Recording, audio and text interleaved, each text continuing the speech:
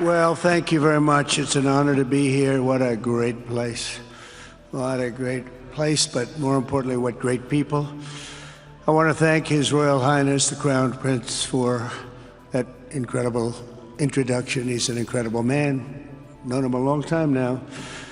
There's nobody like him. Thank you very much. Appreciate it very much, my friend.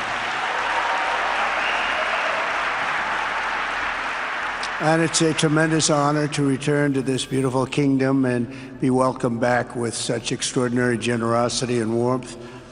I've never forgotten the exceptional hospitality showed to us by King Solomon, who's just, we talk about a great man. That is a great man. That is a great man, a great family.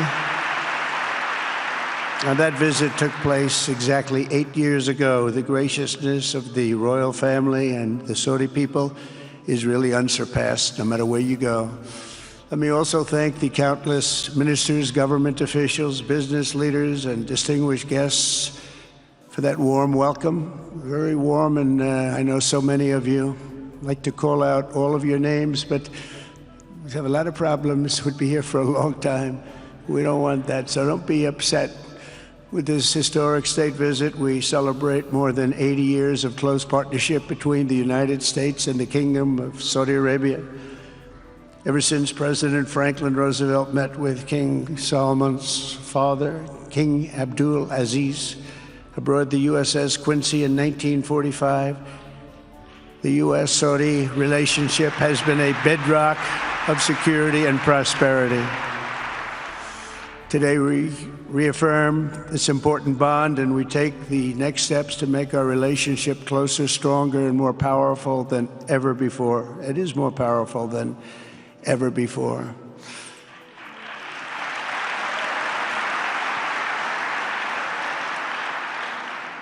And by the way, it will remain that way. We don't go in and out like other people. It will remain that way.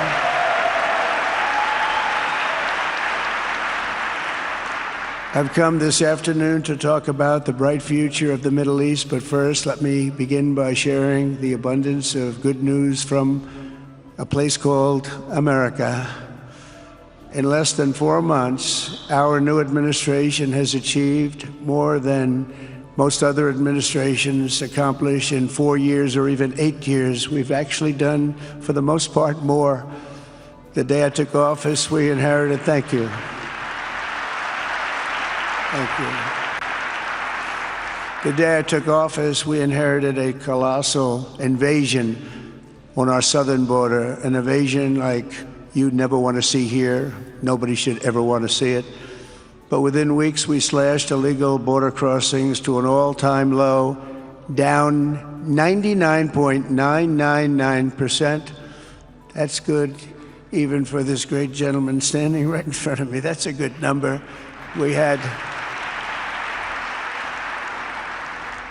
hundreds of thousands of people. They came in at the same time last year, and last month we had, in this massive border, 3 people that got in. That's quite a difference, and we have no choice but to get a lot of the people that came in, because they were not the best people. They were, in many cases, very bad people. We're getting them out. We're getting them out very fast. We're bringing them back to where they came from. We have no choice. After years of military recruiting shortfalls, enlistments in the U.S. Armed Forces are now the highest in 30 years because there is such an incredible spirit in the United States of America. We have tremendous spirit again. Just about a year ago, it was a big story, front page on every paper all over the world, that nobody wanted to enlist in our military, meaning we were way under enlisted. And just last week it came out that we had the strongest enlistment. They say 30 years, but probably it's maybe ever. They don't go back that far. It's the best, and that includes police officers, firemen, everything else. Is a great spirit in the United States right now. A brand new poll from Rasmussen just showed that the number of Americans who believe the nation is on the right track, they have a right track, wrong track, is now the highest in over 20 years. And it hasn't been anything like this because for many years it was the wrong track. And I can tell you for the last 4 years it was definitely the wrong track, but it's the highest it's been in many, many years. We renamed the Gulf of Mexico into the Gulf of America. That was very popular, other than perhaps with Mexico. And most importantly for the people in this room, the days of economic misery under the last administration are rapidly giving way to the greatest economy in the history of the world. We are rocking. The United States is the hottest country, with the exception of your country, I have to say, right? I'm not going to take that on. No, Mohammed, I'm not going to take that on. Wouldn't that be a terrible thing if I made that full statement? But I will not do it. You're hotter. At least as long as I'm up here, you're hotter. But groceries, gasoline, energy, and all other prices are down with no inflation. We have no inflation, and in a few short weeks, we've created 464,000 brand new jobs. Think of that. It's almost 500,000 jobs created just in a matter of weeks. We just reached a historic trade agreement with the United Kingdom, and over the weekend we reached a breakthrough agreement with China. Both outstanding deals. China's agreed. We have to get it down. We have to get the little details down. And Scott, you're going to work on that very hard, but China's agreed to open up to the United States for trade and everything else.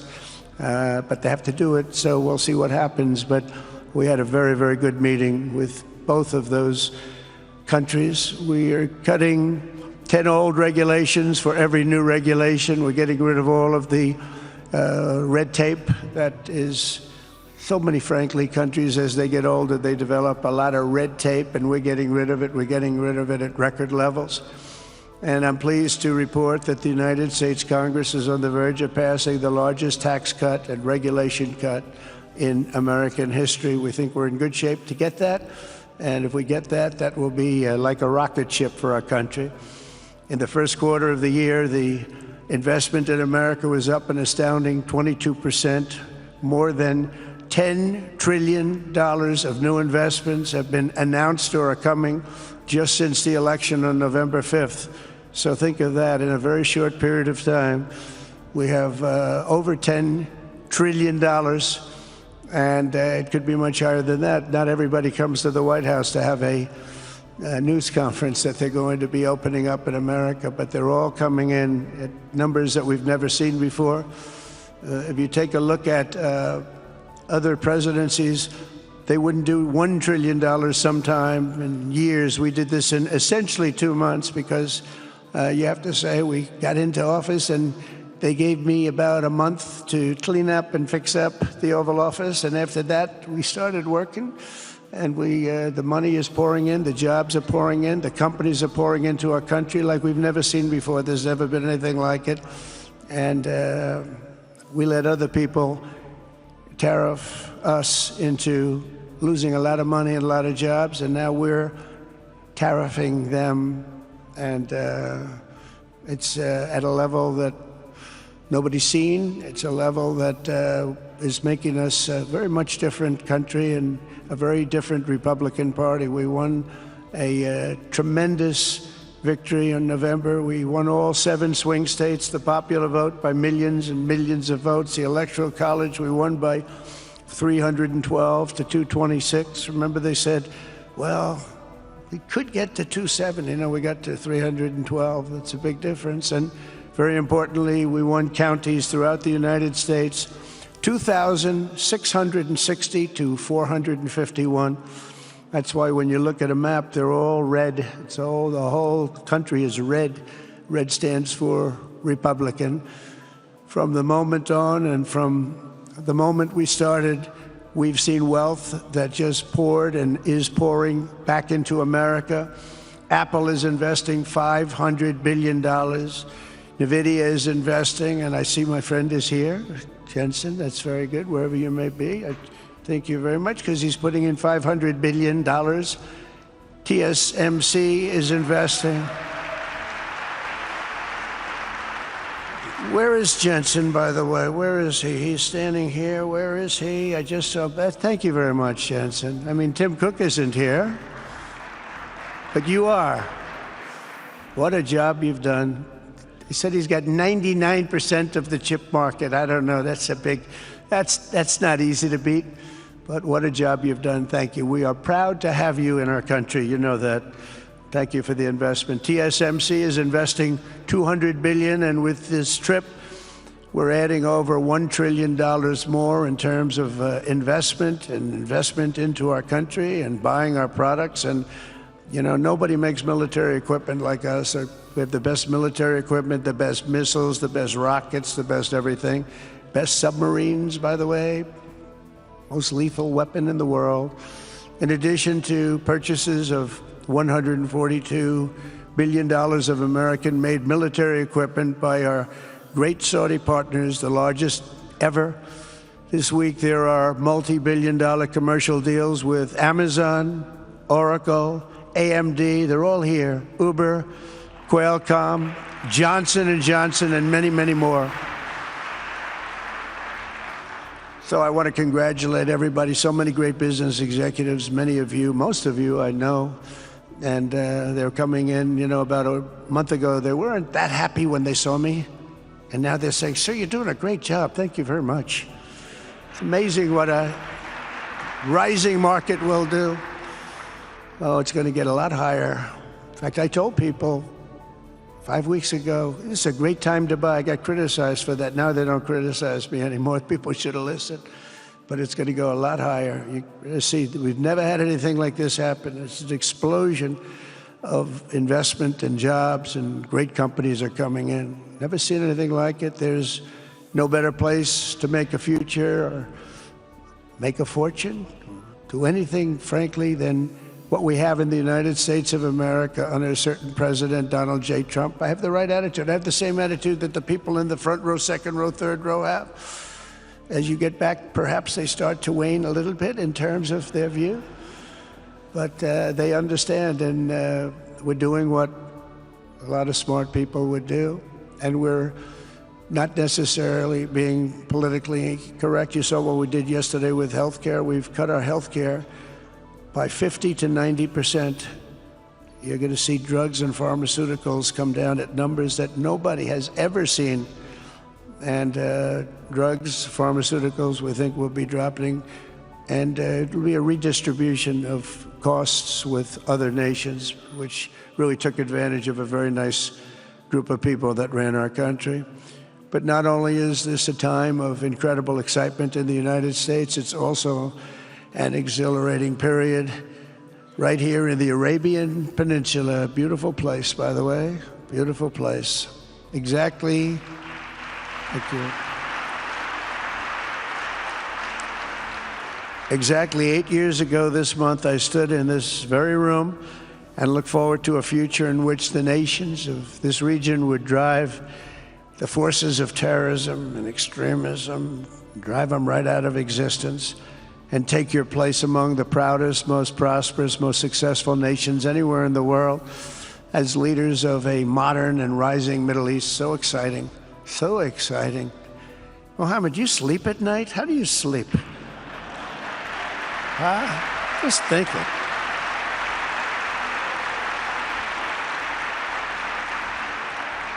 What a job. He tosses and turns like some of us. Tosses and turns all night. How do I make it even better all night? It's the ones that don't toss and turn. They're the ones that will never take you to the promised land, won't they? But you have done some job. True. But critics doubted that it was possible what you've done. But over the past 8 years, Saudi Arabia has proved the critics totally wrong. The transformation that has occurred even by these incredible business leaders. I mean, you had the biggest leaders in business anywhere in the world standing right before us. But the transformation that has occurred under the leadership of King Salman and Crown Prince Mohammed has been truly extraordinary. Such a thing has, I don't think, ever happened before. I've never seen anything at that scale happen before. And I guess, you know, maybe you could say the United States is doing pretty well too, but I don't think too many people have seen that happen before. Majestic skyscrapers, the towers that I see, the difference between now and 8 years ago. And 8 years ago was very impressive, but the towers that I see rising, some of the exhibits that I was shown by Mohammed, what I've seen there is just an amazing, it's amazing process, amazing genius of so many people, architecture, but I have a feeling I know where many of those ideas came from. Happens to be sitting right in this room right before me, but the towers and all of the different, I've seen a lot of different towers. I didn't think there's any version of a tower that I haven't seen in one form or another. I just passed 4 exhibits. I have never seen anything like any of them. So it's going to be very exciting. And they sit among the ancient wonders of a growing and exciting city. It's really amazing. Riyadh is becoming not just a seat of government, but a major business, cultural, and high-tech capital of the entire world. The World Cup is here. Johnny, just stand up, Johnny. Johnny, thank you, Johnny.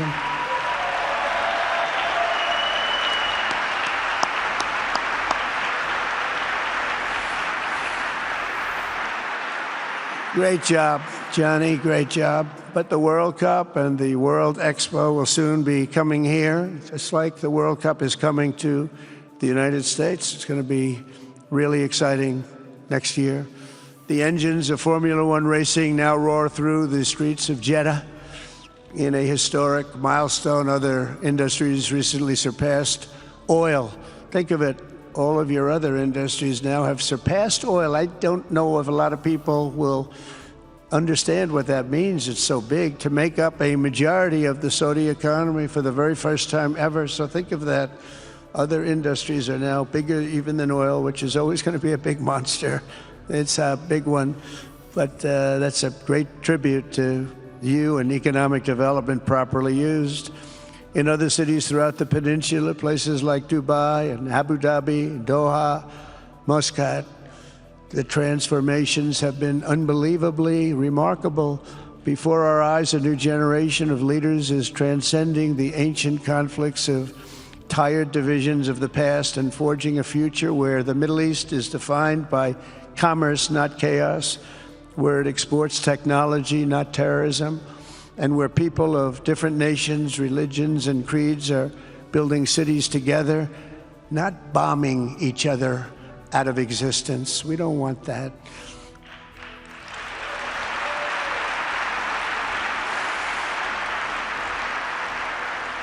And it's crucial for the wider world to note this great transformation has not come from Western interventionists or flying people in beautiful planes giving you lectures on how to live and how to govern your own affairs. No, the gleaming marvels of Riyadh and Abu Dhabi were not created by the so-called nation builders, neocons, or liberal nonprofits like those who spent trillions and trillions of dollars failing to develop Kabul, Baghdad, so many other cities. Instead, the birth of a modern Middle East has been brought by the people of the region themselves, the people that are right here, the people that have lived here all their lives, developing your own sovereign countries, pursuing your own unique visions and charting your own destinies in your own way. It's really incredible what you've done. In the end, the so-called nation builders wrecked far more nations than they built, and the interventionists were intervening in complex societies that they did not even understand themselves. They told you how to do it, but they had no idea how to do it themselves. Peace, prosperity, and progress ultimately came not from a radical rejection of your heritage, but rather from embracing your national traditions and embracing that same heritage that you love so dearly.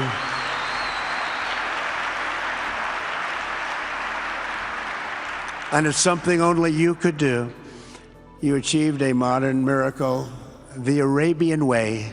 That's a good way.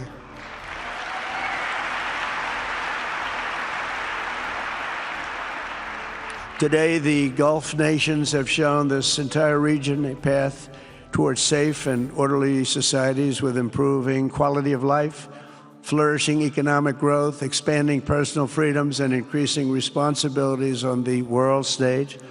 After so many decades of conflict, finally it is within our grasp to reach the future that generations before us could only dream about, a land of peace, safety, harmony, opportunity, innovation, and achievement right here in the Middle East. So beautiful. It's such a beautiful thing that's happening. I guess, the people that are here can't even really appreciate it because you see it happening, and it's when you come to a place that you haven't seen in 5 years or 10 years or 20 years that it's even more incredible. When I left office just over 4 years ago, that future seemed almost impossible, what you've done.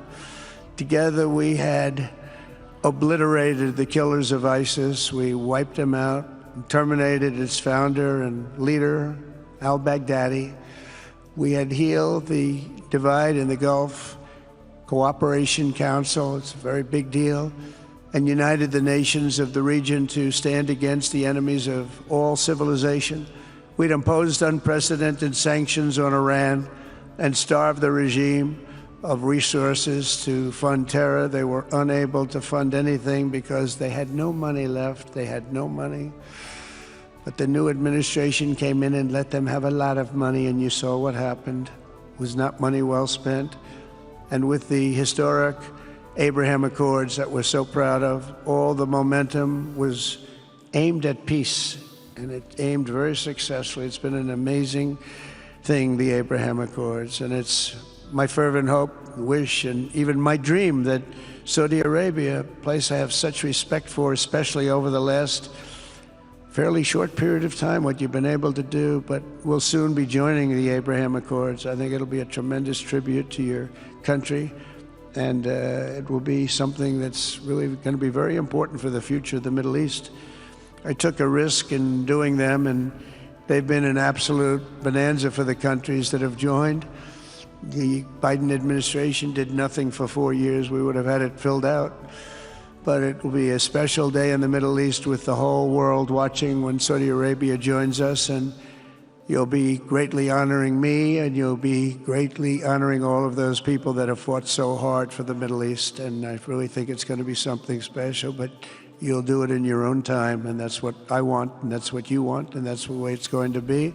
When I left office, the only thing still standing between this region and its unbelievable potential was a small group of rogue actors and violent thugs seeking constantly to drag the Middle East backward and into havoc, mayhem, and indeed into war. Unfortunately, instead of confronting these destructive forces, the last U.S. administration chose to enrich them and empower them and give them billions and billions of dollars.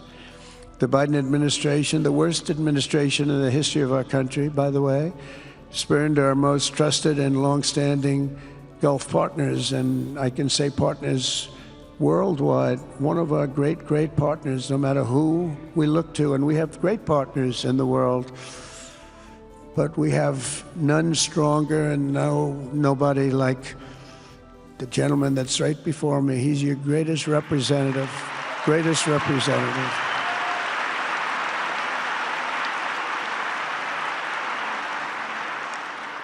And if I didn't like him, I'd get out of here so fast. You know that, don't you? He knows me well. I do. I like him a lot. I like him too much. That's why we give so much, Too much. I like you too much. Great guy. They lifted sanctions on Iran in exchange for getting nothing, and sent the regime tens of billions of dollars to fund terror and death all over the world. And they laughed at him. They laughed at our leader. And they're still laughing at our leader. They thought him a fool. And they made nothing but trouble ever since, including the funding of October 7th, one of the worst days ever in the history of the Middle East. Horrible day. Biden removed the Houthis from the list of foreign terrorist organizations, even while missiles and drones were being launched right here at your beautiful city of Riyadh, and launched at ships if they happened to be sailing in the wrong location. The Biden administration's extreme weakness and gross incompetence derailed progress toward peace, destabilized the region, and put at risk everything we had worked so hard to build together. And when you think of the great achievements that you've made, to do it in light of a pretty hostile administration, an administration that was not a believer, it makes your achievements even greater. Makes them even greater, you know that. But in a few short months since taking office, we have achieved the swift return of American strength at home and abroad, now working with the vast majority of people in this region who seek stability and calm. Our task is to unify against the few agents of chaos and terror that are left and that are holding hostage the dreams of millions and millions of great people. The biggest and most destructive of these forces is the regime in Iran, which has caused unthinkable suffering in Syria, Lebanon, Gaza, Iraq, Yemen, and beyond. There could be no sharper contrast with the path you have pursued on the Arabian Peninsula than the disaster unfolding right across in the Gulf of Iran. Think of that. They wanted to name it that. I said, they're not going to let them do that. Do you mind if I stop that? I stopped it. We're not going to let that happen.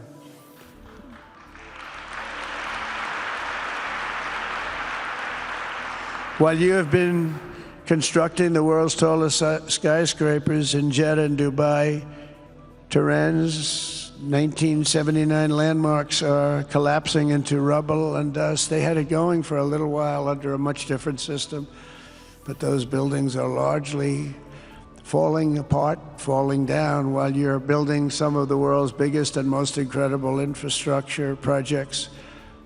Buildings, all sorts of things you're building that nobody's ever even seen before. Iran's decades of neglect and mismanagement have left the country plagued by rolling blackouts lasting for hours a day. All the time you hear about it. While your skill has turned dry deserts into fertile farmland, Iran's leaders have managed to turn green farmland into dry deserts as their corrupt water mafia, it's called it the water mafia, causes droughts and empty riverbeds. They get rich, but they don't let the people have any of it. And then, of course, there's the key difference at the root of it all.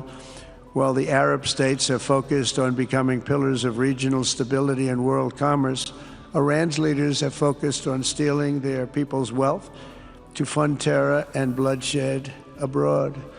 Most tragic of all, they have dragged down an entire region with them. Countless lives were lost in the Iranian effort to maintain a crumbling regime in Syria. Look at what happened with Syria. In Lebanon, their Hezbollah proxies have pillaged the hopes of a nation whose capital, Beirut, was once called the Paris of the Middle East. Can you imagine? All of this misery and so much more was entirely avoidable, absolutely avoidable, and Mohammed knew that. He knew that. Smart people knew that. If only the Iranian regime had focused on building their nation up instead of tearing the region down. Yet I'm here today not merely to condemn the past chaos of Iran's leaders, but to offer them a new path and a much better path toward a far better and more hopeful future. As I've shown repeatedly, I am willing to end past conflicts and forge new partnerships for a better and more stable world, even if our differences may be very profound, which obviously they are in the case of Iran. I have never believed in having permanent enemies. I am different than a lot of people think. I don't like permanent enemies, but sometimes you need enemies to do the job, and you have to do it right. Enemies get you motivated. In fact, some of the closest friends of the United States of America are nations we fought wars against in generations past, and now they're our friends and our allies.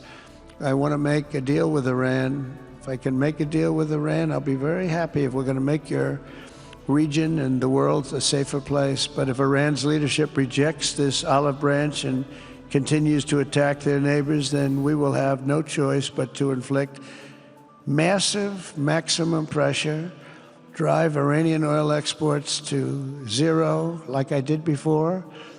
If you know that, they were a virtually bankrupt country because of what I did. They had no money for terror, they had no money for Hamas or Hezbollah, and take all action required to stop the regime from ever having a nuclear weapon. Iran will never have a nuclear weapon.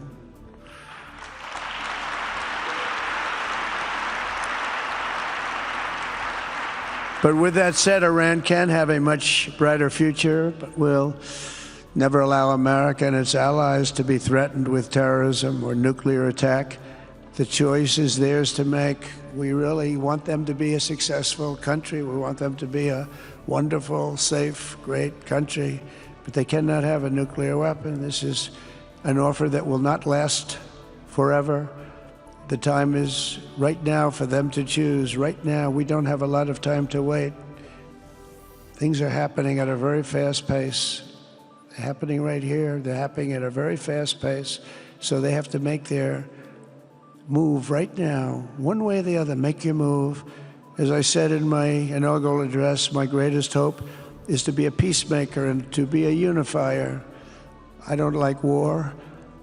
We have the greatest military, by the way, in the history of the world. You know, I rebuilt our military in my first 4 years and rebuilt it into the most powerful military there is. And you saw that when I knocked out ISIS in 3 weeks. People said it would take 4 years, 5 years. I did it. We did it in 3 weeks. Just days ago, my administration successfully brokered a historic ceasefire to stop the escalating violence between India and Pakistan. And I used trade to a large extent to do it. I said, fellas, come on, let's make a deal. Let's do some trading. Let's not trade nuclear missiles. Let's trade the things that you make so beautifully. And they both have very powerful leaders, very strong leaders, good leaders, smart leaders. And it all stopped. Hopefully it'll remain that way, but it all stopped. I was very proud of Marco Rubio and all of the people that worked so hard. Marco, stand up. What a great job you did on that. Thank you, J.D. Vance, Marco. The whole group worked with you, but it was a great job. And I think they're actually getting along. Maybe we can even get them together a little bit, Marco, where they go out and have a nice dinner together. Wouldn't that be nice? But we've come a long way, and it's could be, you know, millions of people could have died from that conflict that started off small and was getting bigger and bigger and bigger by the day. I've also been working relentlessly to end the terrible bloodshed between Russia and Ukraine, and very importantly, talks are being held in Turkey later this week, probably on Thursday, and they could produce some pretty good results. Our people are going to be going there. Marco's going to be going there. Others are going to be going, and we'll see if we can get it done. 5,000 people, young people for the most part, soldiers from Ukraine, soldiers from Russia. They're not from here and they're not from the United States, but they're souls. They're souls. I think usually, mostly, they're young, beautiful souls that left their parents waving goodbye, left their brothers and sisters. Goodbye, I'll see you soon. And they got blown to pieces. 5,000 on average a week are dying. And people are dying elsewhere in the region, but tremendous numbers like we haven't seen since World War II are dying. And I want to stop it. I want to stop it. It's a horrible war. Would have never happened if I were president. That's a war that would have never happened. October 7th would have never happened if I were president, because Iran had no money to pay Hamas or anybody else. They had no money. They were not looking to take care of them. They had to take care of themselves. They had no money. We stopped their oil effectively with the embargoes and sanctions. But let me take this opportunity to thank the Kingdom of Saudi Arabia for the constructive role that you've played in facilitating the Ukraine talks. And it really is, you've been amazing. You've made everything available to us. Thank you very much. Thank you. And if we get that settled, we'll pay a special tribute to what you've done. You really did lay a great groundwork. Thank you very much. Appreciate it. The West should not be dragging itself backward into another endless war in Europe, yet another endless war. We should stop the killing and work together to address the biggest long-term threats as one unbeatable team. Think of us as an unbeatable team. I mean, when you look at what you've done here, that's much more difficult than stopping stupidity. Think of it. It's stupidity. What you've done is much more difficult, and you did it better than anybody else has ever done it. As President of the United States, my preference will always be for peace and partnership whenever those outcomes can be achieved. Always. It's always going to be that way. Only a fool would think otherwise. In recent years, far too many American presidents have been afflicted with the notion that it's our job to look into the souls of foreign leaders and use U.S. policy to dispense justice for their sins. They loved using our very powerful military, and now it's really the most powerful it's ever been. We just are getting a budget approved, $1 trillion, highest budget we've ever had in history for military, $1 trillion. And we're getting the greatest missiles, the greatest weapons. And, you know, I hate to do it, but you have to do it because we believe in peace through strength. You have to have the strength, otherwise bad things could happen. But hopefully we'll never have to use any of those weapons. Seems to be an awfully big waste of money if you're never going to use them, but hopefully we'll never have to use them because the destructive power of some of those weapons are like nobody's seen before. I believe it is God's job to sit in judgment, my job to defend America, and to promote the fundamental interest of stability, prosperity, and peace. That's what I really want to do. I will never hesitate to wield American power if it's necessary to defend the United States or to help defend our allies.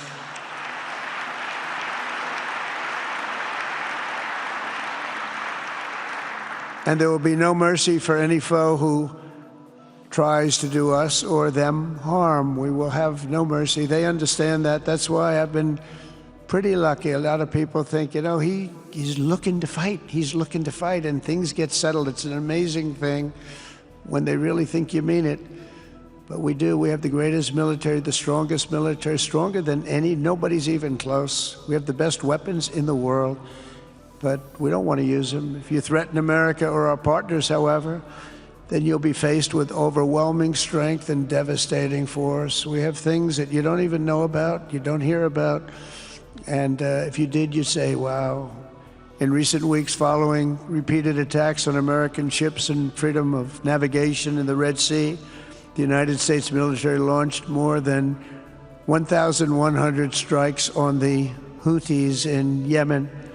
As a result, the Houthis agreed to stop. They said, we don't want this anymore.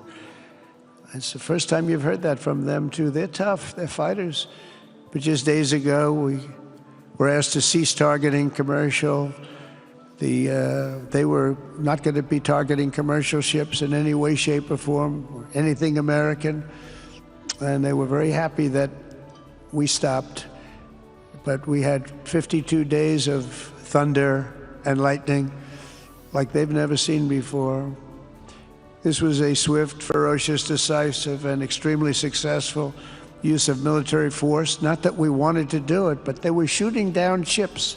They were shooting at you. They were shooting at Saudi Arabia. We don't want them shooting at Saudi Arabia if that's okay. So we hit them hard. We got what we came for, and then we got out. Since January 20th, the U.S. military has terminated 83 terrorist leaders operating across Iraq, Syria, and Somalia, including ISIS's #2 global leader. You read about that just recently. With the help of Pakistan, we apprehended the ISIS terrorists responsible for the attack on 13 American service members at Abbey Gate, that horrible, horrible disaster. During this Afghanistan withdrawal, you know, that's another thing that we don't even think about so much anymore. 13 died, but 42 were horribly wounded. But hundreds of people died overall, because I count the people on the other side.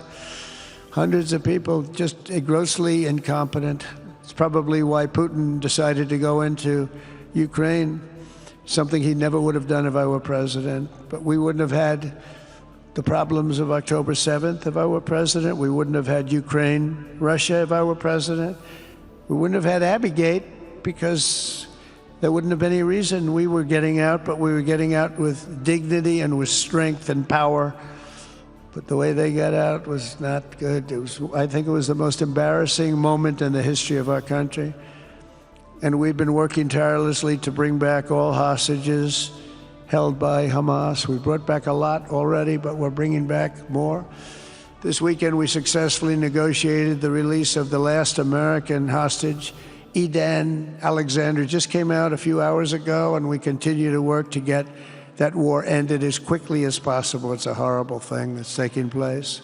All civilized people must condemn the October 7th atrocities against Israel, which would never have happened again if you had probably a different president, but definitely if you had me as president. The people of Gaza deserve a much better future, but that will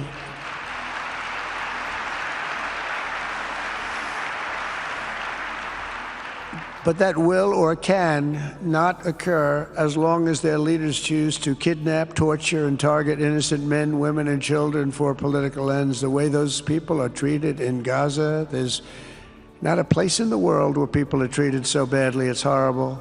After years of suffering, two of the nations most ravaged by terror are finally beginning to end their long nightmares under the new generation of leaders. In Lebanon, where a friend of mine has just become the ambassador. He's going to be great. I said, you know, that could be a very dangerous job. He said, I was born there. I'm Lebanese. I love that country. I said, but it's very dangerous. You know, this is a friend of mine from New York. I said, but it's very dangerous. Are you sure you want to do it? I never thought of him as being a warrior, but he is a warrior. He loves his country. He said, if I'm injured or die, I'm dying for a country that I love. He grew up there. It's horrible what's happened in Lebanon, but you have a great ambassador, I can tell you that. In Lebanon, which has been endlessly victimized by Hezbollah and their sponsor, Iran, a new president and prime minister have brought the first real chance in decades for a more productive partnership with the United States, and we're going to work with their new ambassador and everybody else, Marco, and we're going to see if we can really help them out and let them get over that very high grid that they're going to have to get over. My administration stands ready to help Lebanon create a future of economic development and peace with its neighbors. They have tremendous people in Lebanon, doctors, lawyers, great professional people. I hear it so many times. Likewise, in Syria, which has seen so much misery and death, there is a new government that will hopefully succeed in stabilizing the country and keeping peace. That's what we want to see in Syria. They've had their share of travesty, war, killing, many years. That's why my administration has already taken the first steps toward restoring normal relations between the United States and Syria for the first time in more than a decade. And I'm very pleased to announce that Secretary Marco Rubio will be meeting with the new Syrian foreign minister in Turkey later this week. And very importantly, after discussing the situation in Syria with the Crown Prince, your Crown Prince,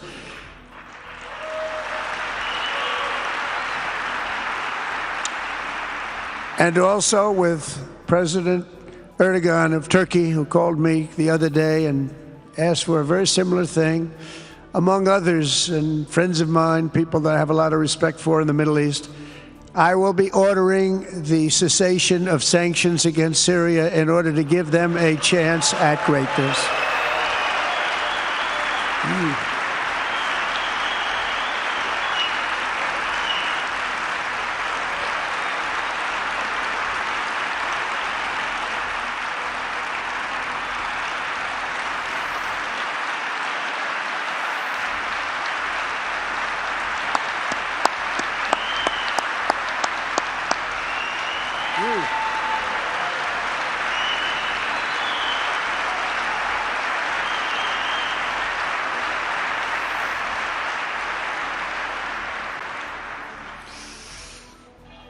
Oh, what I do for the Crown Prince.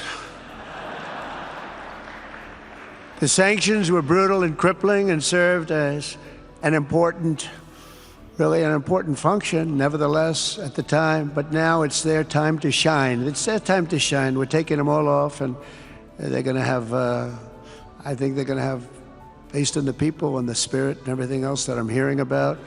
So I say good luck, Syria. Show us something very special like they've done, frankly, in Saudi Arabia, okay? They're going to show us something special. Very good people. Everywhere we can, my administration is pursuing peaceful engagement, offering a strong and steady hand of friendship to all that will take it in good faith. Together, we have made unprecedented strides and tremendous progress, and we're still just at the dawn of the bright new day that awaits for the people of the Middle East, the great, great people of the Middle East. If the responsible nations of this region seize this moment, put aside your differences and focus on the interests that unite you, then all of humanity will soon be amazed at what they will see right here in this geographic center of the world. It really is. It's like a center of the world and the spiritual heart of its greatest faiths. For the first time in 1,000 years, the world will look at this region not as a place of turmoil and strife and war and death, but as a land of opportunity and hope, just like you've done right here, a cultural and commercial crossroads of the planet. Security and stability will lift millions into lives of safety and success, and the nations of this region will be free to realize your highest destinies, honor your proud histories, harness amazing new opportunities, and bring incredible glory to Almighty God. People will come from all over the globe to be inspired by the cities you build, the businesses you create, the technologies you invent, and the beauty, talent, and potential you unleash right in the hearts of your citizens. Each of you will be able to take tremendous pride in the legacy you will leave to your children, because you will have given them the ultimate blessings of prosperity and peace. So important. In the United States, we've launched the golden age of America. It's the golden age. We see it. We see it with all that money, trillions and trillions of dollars pouring in, hundreds of thousands of jobs coming in with it. And with the help of the people of the Middle East, the people in this room, partners throughout the region, the golden age of the Middle East can proceed right alongside of us. We will work together. We will be together. We will succeed together. We will win together. And we will always be friends.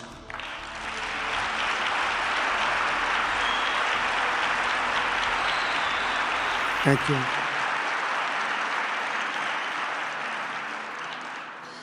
So, Mohammed, I want to thank you again very much for having me. And as a representative of what I think is the greatest nation in the world, we are with you all the way, and you have a tremendous future. Thank you very much.